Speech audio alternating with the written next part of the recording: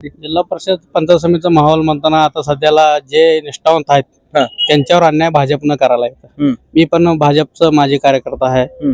मी सचिन कल्याण शेट्टीच्या मार्फत DPL match म्हणा, तिथं सरकारी शाळेत दवाखान्यात टेबल व खुर्ची दिलेला आहे माझ्या वैयक्तिक खर्चातून.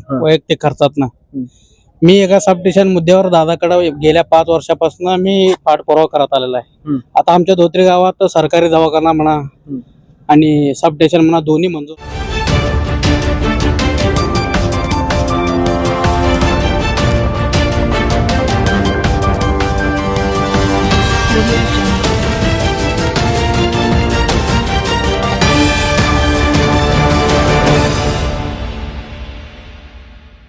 रित्या जे आहे धोत्री गावामध्ये माहोल आपल्याला पाहायला भेटत आहे. भाई एकदम जबरदस्त असा समर्थन आपल्या पूर्ण रिपोर्टला भेटत आहे. गावातले प्रत्येक जण जे आपलं मत या ठिकाणी मांडत आहे, धडाडीने जे मत मांडत आहे, घाबरत नाहीत लोक. तर नमस्कार साहेब. नमस्कार. आपलं नाव? शेखर पाटील. मग पाटील साहेब, कसं आहे म्हणजे पूर्ण माहोल कसं आहे जिल्हा परिषद पंचायत समिती? जिल्हा परिषद पंचायत समितीचा माहोल म्हणताना आता सध्याला जे निष्ठावंत आहेत त्यांच्यावर अन्याय भाजपनं करायला येतं. मी पण भाजपचं माजी कार्यकर्ता आहे.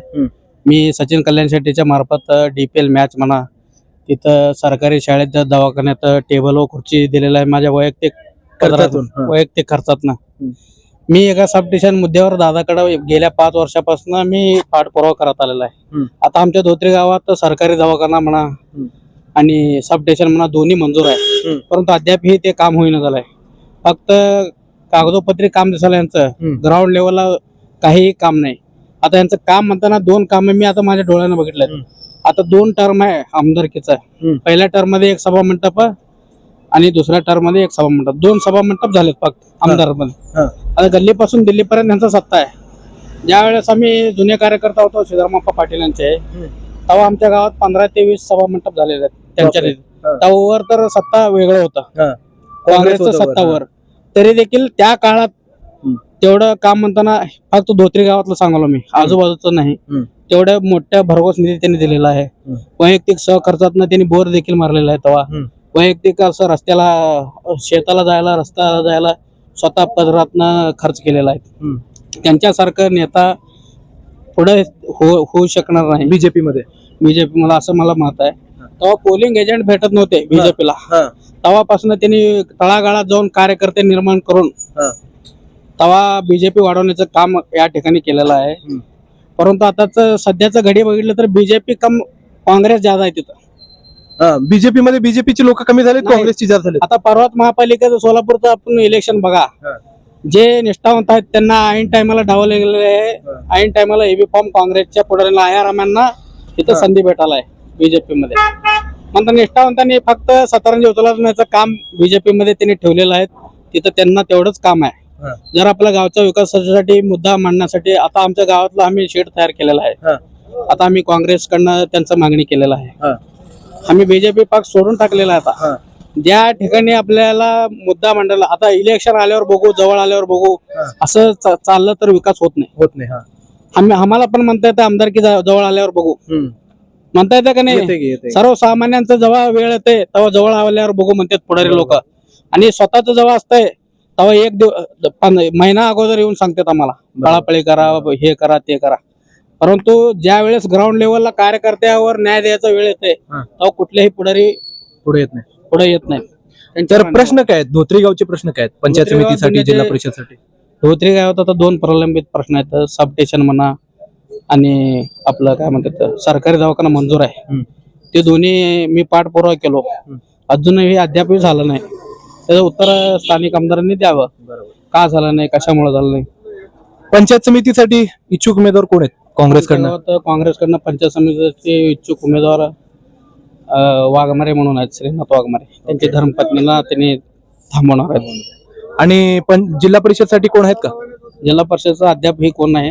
आता चालू मध्ये घडामोडीमध्ये महेश बिरादर यांचं नाव एक आहे चर्चेमध्ये. तुम्ही काँग्रेसकडनं असून पण महेश दादांचं नाव घेतात या ठिकाणी? त्यांचं काम आहे ना, ज्यांचं काम आहे त्यांनी कुठल्या पक्षातनं का असू दे, ज्यांचं काम आहे त्यांचं नाव घेण्याला काय हरकत आहे. म्हणजे एक विरोधक म्हणून तुम्ही त्यांचं या ठिकाणी कौतुक करतात. हेच महाराष्ट्राचं सुसंस्कृत राजकारण.